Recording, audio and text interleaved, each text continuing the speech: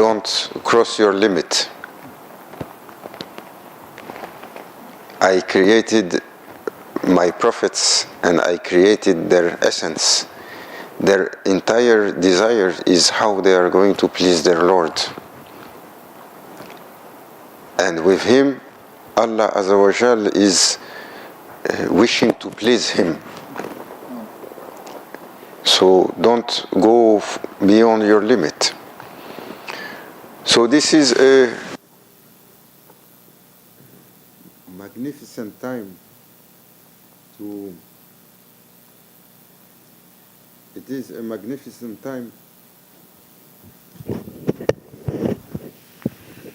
to remind ourselves about that great favor that has been given to Muslim, to be from that ummah, to be able on daily basis to praise the beloved one.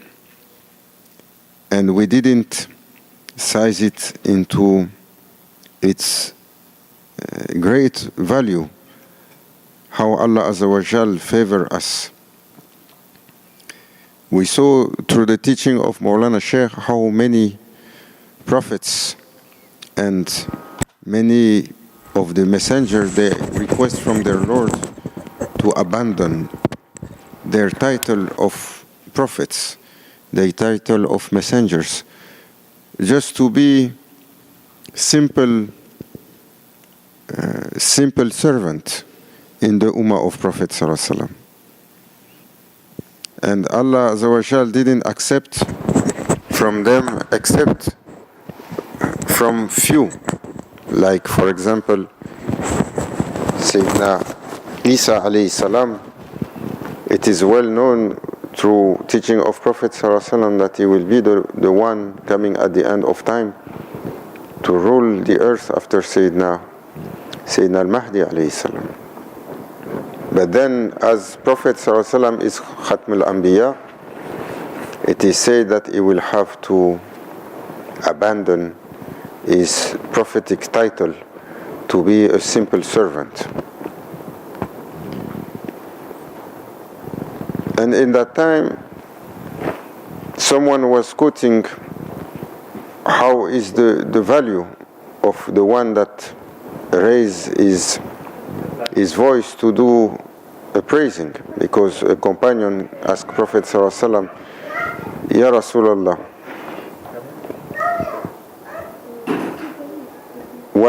how much should be praising you to value our actions?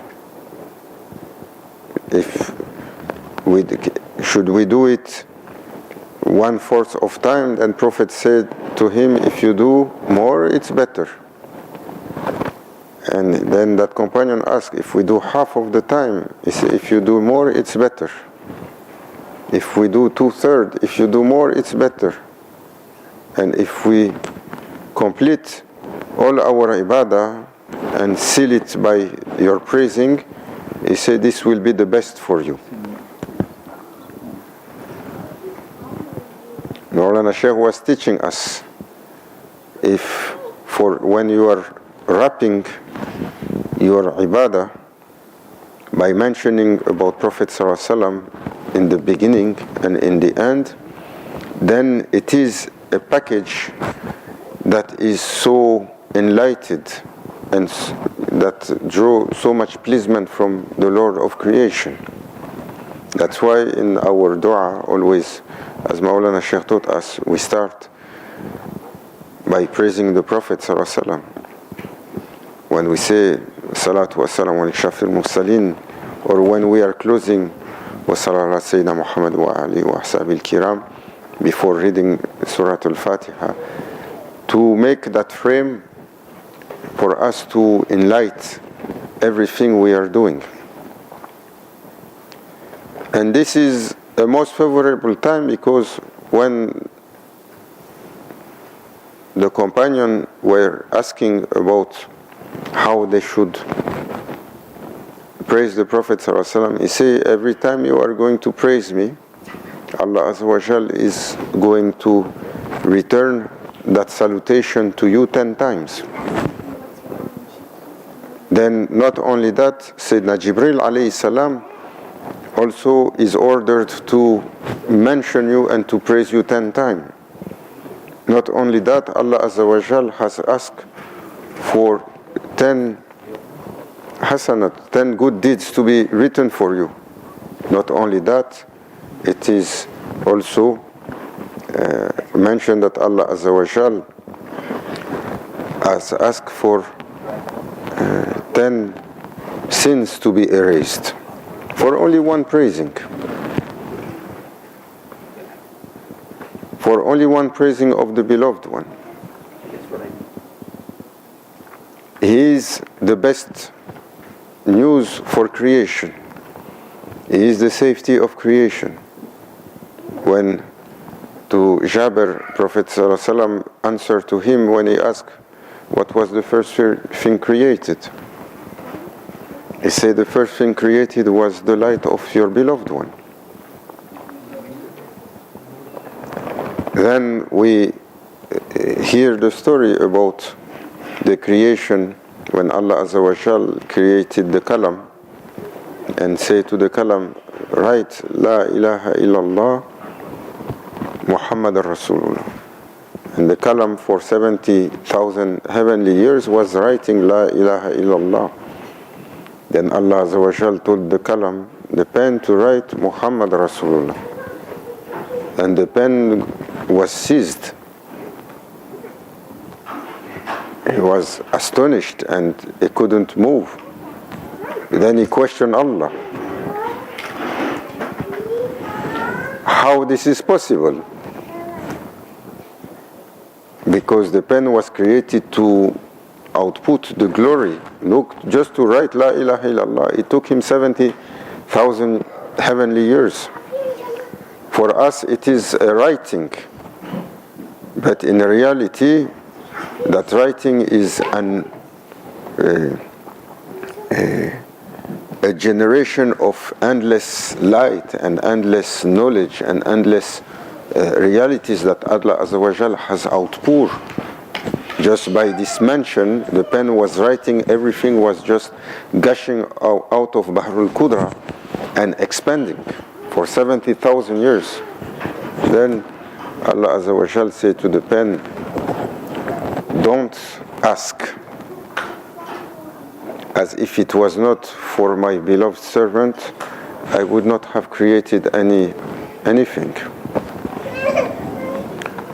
So Allah Azza wa Jal made us not only to be favored to be from Bani Adam alayhi salam, but to be also from Qabil to Ibrahim, but to be crowned by being from Ummatul Rasul sallallahu alaihi wasallam.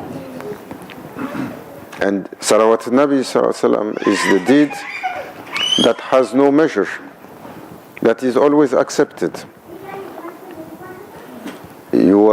Whatever your state is, you are in a state of wudu, you are in state of anger, you have in any kind of predisposition, it is not refused. But then Allah Azza wa Jal made us to be manifested in time of Akhir Zaman. In time of Akhir Zaman, where Prophet sallallahu alaihi wasallam one time he was sitting with the companions, radiallahu anhu, and he start showing sign of sadness.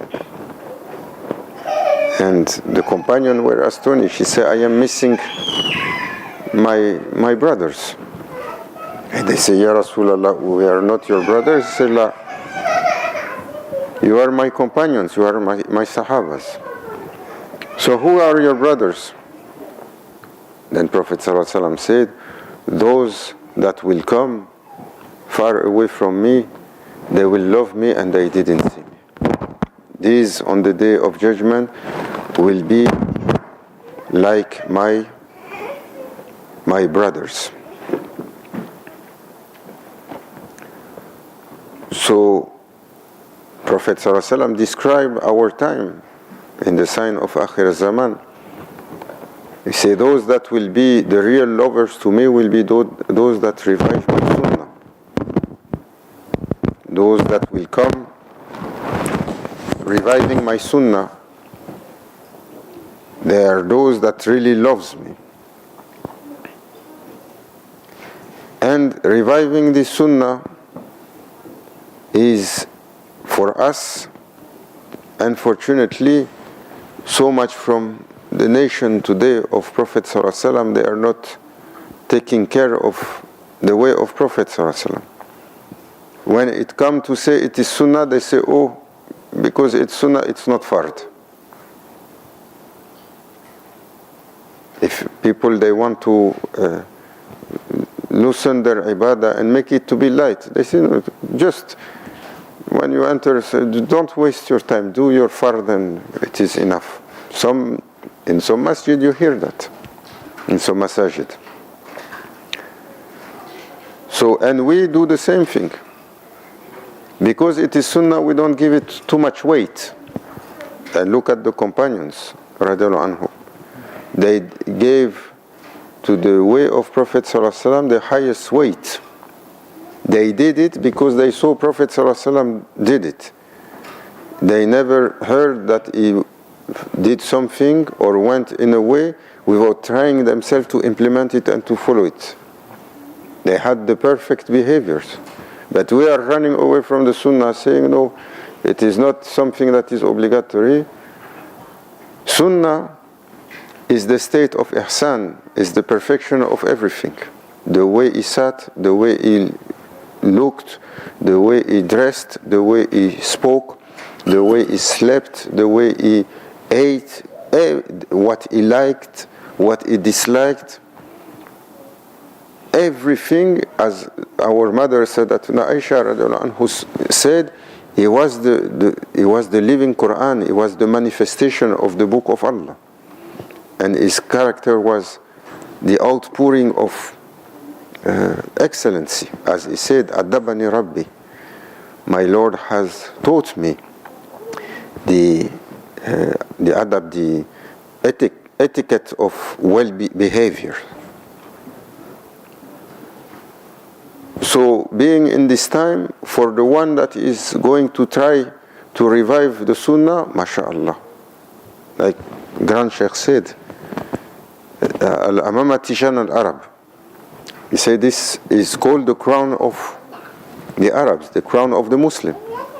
How many are trying to wear it today? Grand Sheikh used to say, this sunnah is so loved by Allah Azza wa Jal for the wrapping of turban, that whoever is going on those days that everyone is running away from the sunnah is going to wrap a turban, for every turn of turban, Allah will grant them the reward of 70 siddiqs. What is a siddiq? A siddiq is the truthful one, is the title that was given to Sayyidina Abu Bakr Siddiq radiallahu anhu. For one turn of turban, so much it is liked by divine presence. For those that in the time of difficulty, they stick to the way of their beloved Prophet ﷺ out of love. Prophet ﷺ compare our time, that will come a time, those that will try to follow my sunnah, it will be like they are holding a burning charcoal in their hand. Which one of us we can hold the charcoal in our hand? No one. It will enter your flesh quickly. Holding sunnah will be difficult like that. So imagine the tremendous blessing of those that are trying out of love to imitate how he slept, to imitate the use of miswak. This you don't find any more Muslim that they are using miswak. What they say, oh, now we have Colgate, or we have ultrasonic or hypersonic or muhtasham sonic, whatsoever. Now every day they are coming with a new type of brush. They say this one is like there was no brush before compared to the one we have made. So then we say, is no problem. Prophet ﷺ didn't foresee that is going to come this tool. No, he said, if it was not too much for my ummah, I will make it to be fard. So much important it is. So what the Sheikh said, use it, carry with you, and then you brush to imitate the Prophet, although you have not to clean your teeth, because sometimes you are going to say that we are cleaning our teeth like that. Maulana Sheikh told us this is not the sunnah to show your teeth like that, no. He said, cover your mouth when you are doing it, not to show your teeth to people. This was allowed only to Sahaba when they were going to fight the army of Qasra. To frighten the army, they took out their miswak and they were brushing their teeth. So the army of Qasra, Allah put fear to enter their heart. They started shaking because a lot of the companions, they were black. They say, oh, they are sharpening their teeth. These are what you call cannibals. They are going to come and eat us.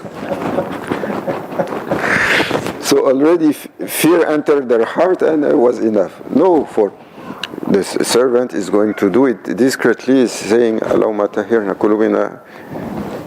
qulubina min ash-shirk wa nifaq. Ya Rabbi, purify my heart from idolatry and from hypocrisy. Just to follow, but it is unfortunately so much abandoned today. So this time is a blessed time, because whoever is going to do, as Prophet ﷺ said, will come a time, if you do out of 10, you will be granted success. As in the time of the Prophet ﷺ, they were in need of doing 9 out of 10 to be able to be accepted. And every day pass more, we are entering into time of difficulties. And what is the protection? What is the success?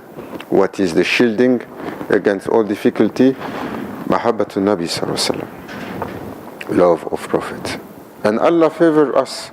He made us to see, to witness, and to come close to awliyaullah.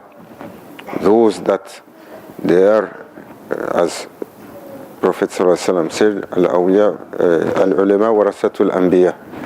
They are the inheritors, true ulama, the holy ones.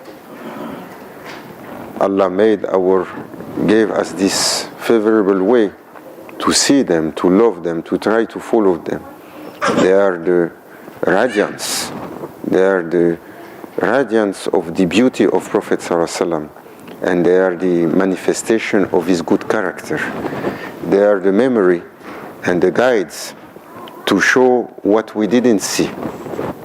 As Allah Azza wa Jal remind us, Ya ayyuha alladhina amanu ittaqullah wa kunu ma'as sadiqin. O you who believe, fear Allah and keep good company, keep the company of the truthful one. May Allah Azza wa Jal give long life to Maulana Sheikh, long life in health, in full power, to make us, to carry us under the umbrella of Sayyidina al-Mahdi alayhi salam. May He increase our love for our Sheikh, so our love for Prophet ﷺ is going to be increased, and our love for Allah Azza wa Jal is going to be increased. We are asking for divine satisfaction, rida of Allah, and satisfaction of Prophet ﷺ, that we want to be among those that is going to be ashamed. Ya Rabbi, grant us, and grant us that we are not going to be the shame of our masters and our teachers on the day that accounting is going to be done, in spite of our will, because if it is left to ourselves, we are incapable of anything. May Allah Azza wa Jal forgive me for holding the microphone in front of my elder, inshallah. Wa min al-tawfiq.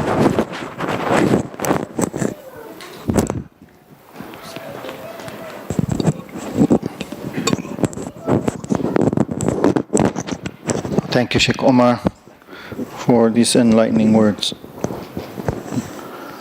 Sheikh Omar, alhamdulillah, has spent so much time with Maulana Sheikh Nazim and Maulana Sheikh Hisham, and conveys that in when he speaks. Alhamdulillah. Inshallah, knowing a khatam khaja gandhillahi ta'ala.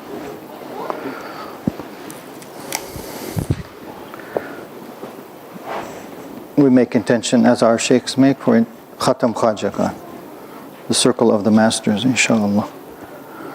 Ashhadu an la ilaha illallah وأشهد أن محمدا عبده ورسوله أشهد أن لا إله إلا الله وأشهد أن محمدا عبده ورسوله أشهد أن لا إله إلا الله وأشهد أن محمدا عبده ورسوله أستغفر الله أستغفر الله أستغفر الله أستغفر الله أستغفر الله أستغفر الله أستغفر الله أستغفر الله أستغفر الله أستغفر الله أستغفر الله أستغفر الله أستغفر الله أستغفر الله أستغفر الله أستغفر الله أستغفر الله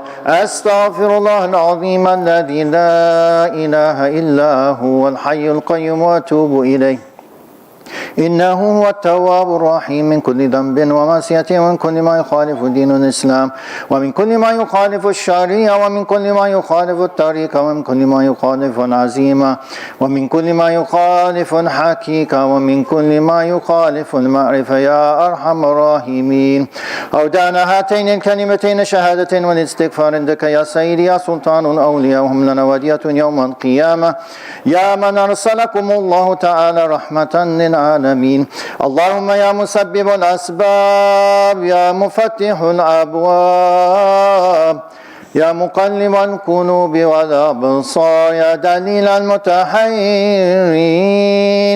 يا غياث المستغيثين يا حي يا قيوم يا ذا الجلال والإكرام وأفوض أمري إلى الله إن الله بصير بالعباد رابطة شريفة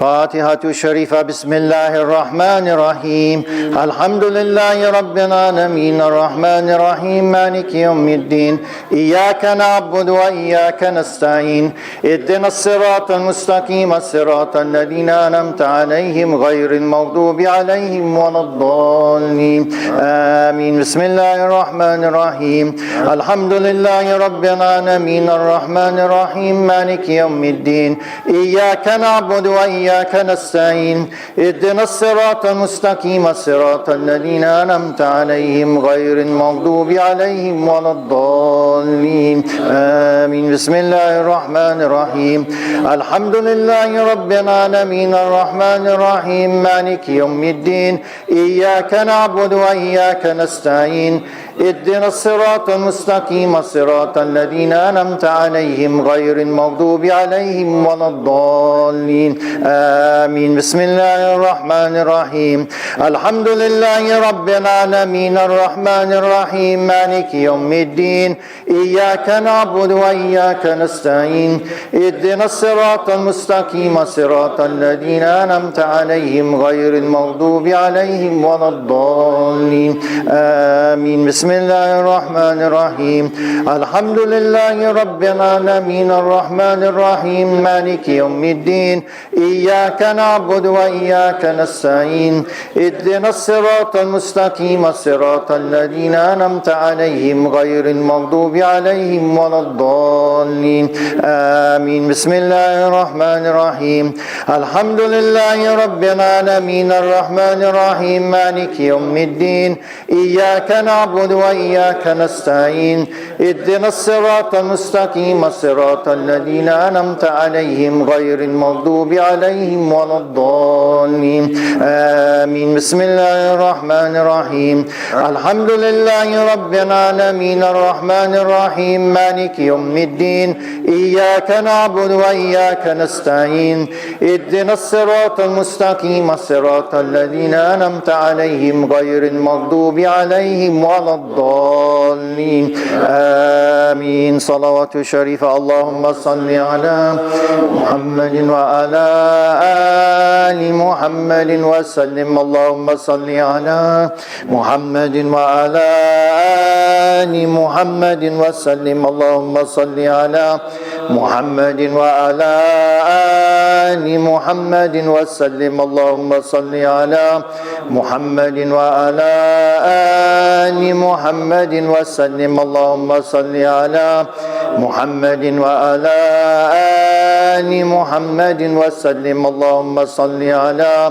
محمد وعلى آل محمد وسلم. اللهم صل على محمد وعلى آل محمد وسلم. اللهم صل على محمد وعلى آل محمد وسلم. اللهم صل على محمد وعلى آل محمد وسلم. اللهم صل على محمد وعلى آل محمد وسلم.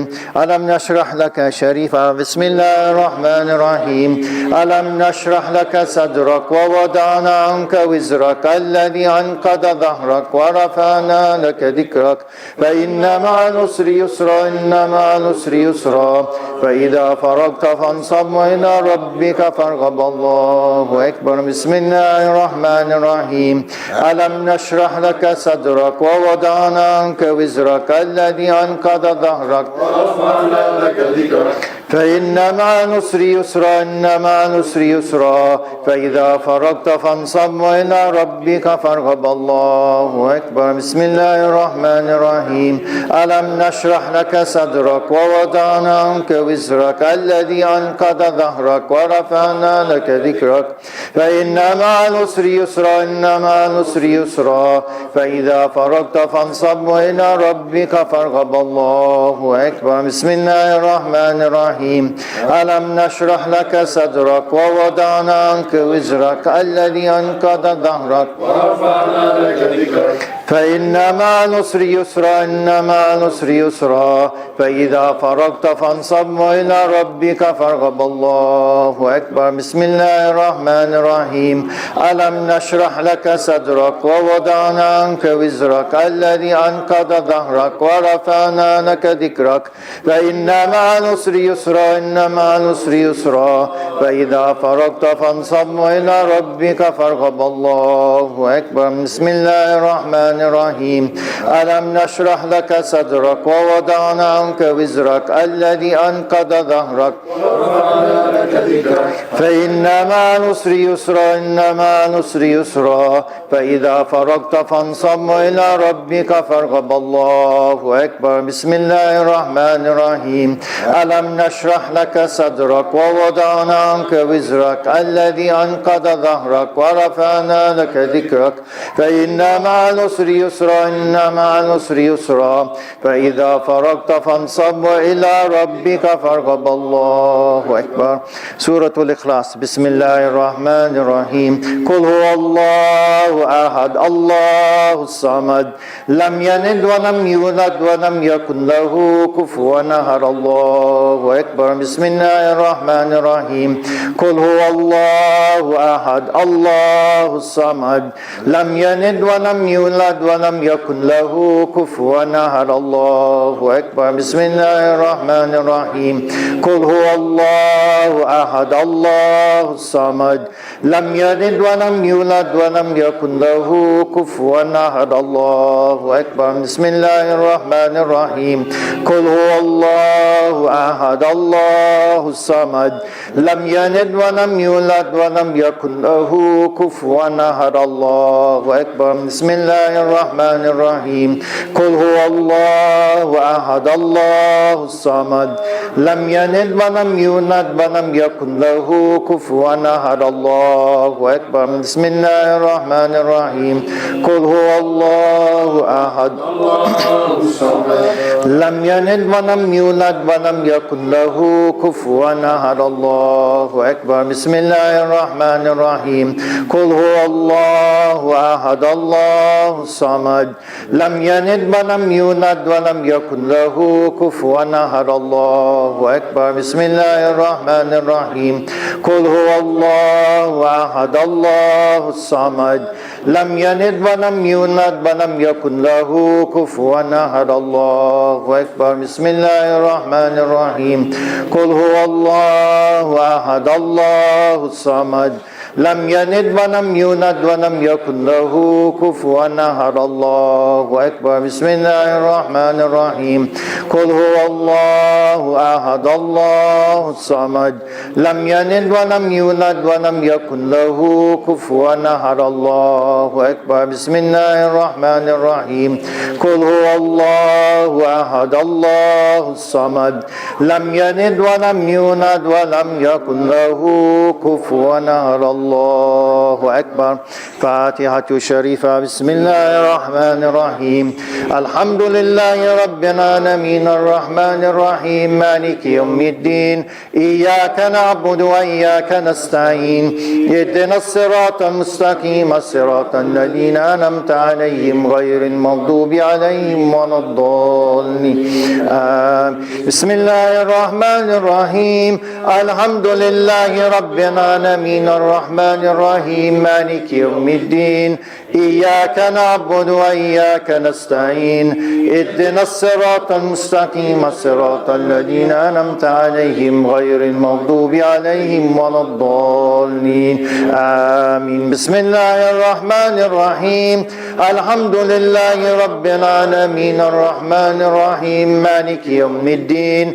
إياك نعبد وإياك نستعين اهدنا الصراط المستقيم صراط الذين أنعمت عليهم غير المغضوب عليهم ولا الضالين آمين بسم الله الرحمن الرحيم الحمد لله رب العالمين الرحمن الرحيم مالك يوم الدين إياك نعبد وإياك نستعين اهدنا الصراط المستقيم صراط الذين أنعمت عليهم غير المغضوب عليهم ولا الضالين آمين بسم الله الرحمن الرحيم الحمد لله رب العالمين الرحمن الرحيم مالك يوم الدين إياك نعبد وإياك نستعين اهدنا الصراط المستقيم صراط الذين أنعمت عليهم غير المغضوب عليهم ولا الضالين آمين بسم الله الرحمن الرحيم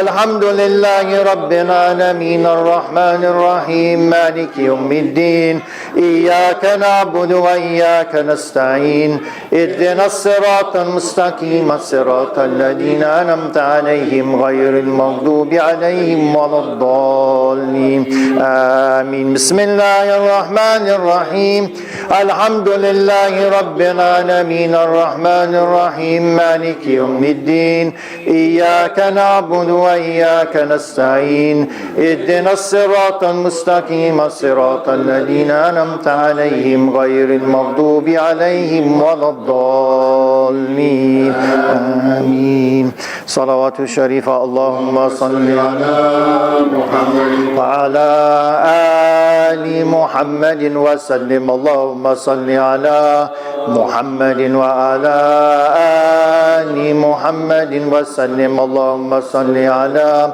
محمد وعلى آل محمد وسلم اللهم صل على محمد وعلى آل محمد وسلم اللهم صل على محمد وعلى آل محمد وسلم اللهم صل على محمد وعلى آل محمد وسلم اللهم صل على محمد وعلى آل محمد وسلم اللهم صل على محمد وعلى آل محمد وسلم اللهم صل على محمد وعلى آل محمد وسلم اللهم صل على محمد وعلى آل محمد وسلم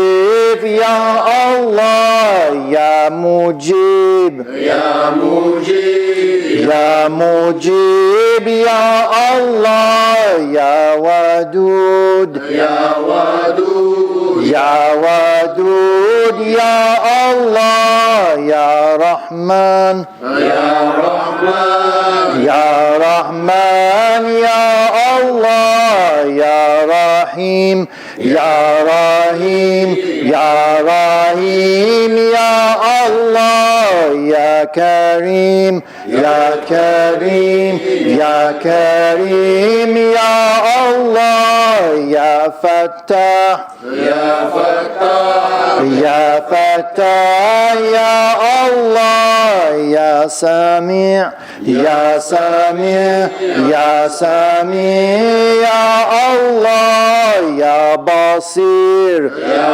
Basir, Ya Basir, Ya Allah, Ya Alim, Ya Ali, Ya Alim, Ya Allah, Ya Hakim, Ya Hakim, Ya Hakim, Ya Allah, Ya Mu'in, Ya Mu'in, Ya Mu'in, Ya Allah, Ya Razzaq, Ya Razzaq, Ya Razzaq, Ya Allah, Ya Ghaffar, Ya Ghaffar, Ya Ghaffar, Ya Allah, Ya Qahhar, Ya Qahhar, Ya Qahhar, Ya Allah, Ya Sattar, Ya Sattar, Ya Sattar, Ya Allah, Ya Salam, Ya Salam, Ya Salam, Ya Allah, Ya Aman, Ya Aman, Ya Aman, Ya Allah, Ya Subhan, Ya Subhan, Ya Subhan, Ya Allah, Ya Sultan, Ya Sultan, Ya Sultan, Ya Allah, Ya Dayan, Ya Dayan, Ya Dayan, Ya Allah, Ya Hannan, Ya Hannan, Ya Hannan, Ya Allah, Ya Mannan, Ya Mannan, Ya Mannan, Ya Allah, Ya Quddus, Ya Quddus, Ya Quddus, Ya Allah, Ya Subbuh, Ya Subbuh, Ya Subbuh, Ya Allah, Ya Allah, Ya Allah, Ya Allah, Ya Allah, Huwa Allah, Huwa Allah, Huwa Allah, Ya Allah, Anta Allah, Anta Allah, Anta Allah, Ya Allah, Hasbunallah wa ni'mal wakil. لا حول ولا قوة إلا بالله العلي العظيم.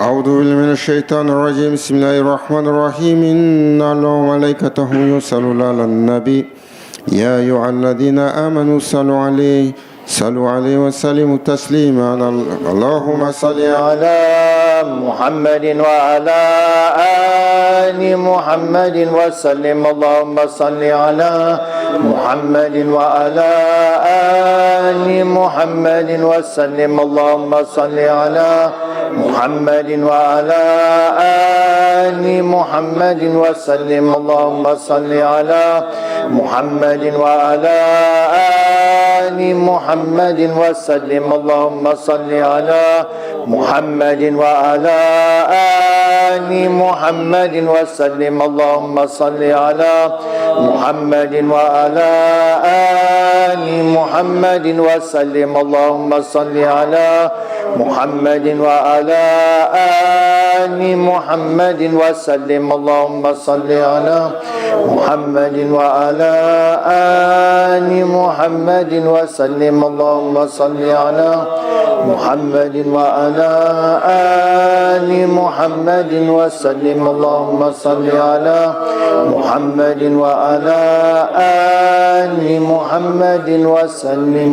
صل يا ربي وسلم على جميع الأنبياء والمرسلين ولكل أجمعين والحمد لله رب العالمين على أشرف العالمين سيدنا محمد صلوات على أفضل الأنبياء سيدنا محمد صلوات على أكمل الأنبياء سيدنا محمد صلوات صلوات الله وملائكته والأنبياء والرسل وجميع الخلق على محمد وعلى آل محمد عليه وعليهم السلام ورحمة الله تعالى وبركاته ورضي الله تبارك وتعالى عن سادتنا أصحاب رسول الله أجمعين وأن تبعنا بهم بإحسان وأئمة مجتهدين الماضين وأن العلماء المتقين وأن الأولياء الصالحين وأن مشايخنا في تركة نقشبندية الهلالية كذا صلوا تعالى ونور الله تعالى المباركة ودلوا تعالى علينا من بركة وفيوداتهم دائما والحمد لله رب العالمين. الفاتحة. نحكي ثوابا وقرأناه وسر ما تلوناه بعد القبول منا إلى حضرة النبي صلى الله عليه وسلم وآله وصحبه الكرام وإلى إخوانه من الأنبياء والمرسلين وقدماء شرائعهم وإلى أرواح الأئمة الأربعة وإلى أرواح مشايخنا بطريقة نقشبندية عنية خاصة إلى أرواح إمام الطريقة وأمة الخريقة خواجة بهاء نقشبند محمد الويسي البخاري وحضرة أستاذنا سلطان الأولياء سيدنا الشيخ عبد الله الفازي داغستان سيدنا الشيخ محمد ناظم الحقاني وإلى سائر ساداتنا والصديقين الله تعالى. الفاتحة. سبحان ربي العلي الأعلى الوهاب آمين.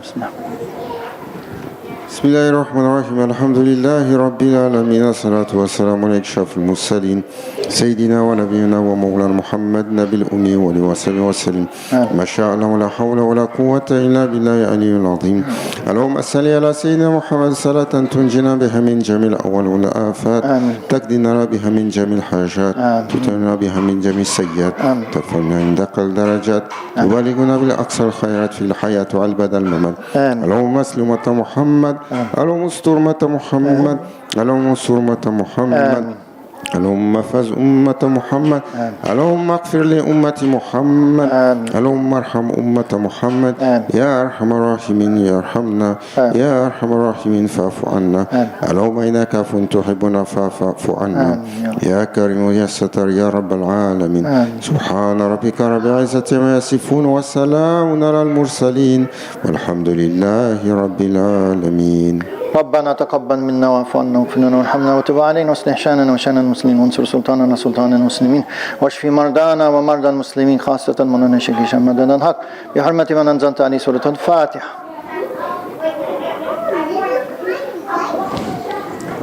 تقبل الله.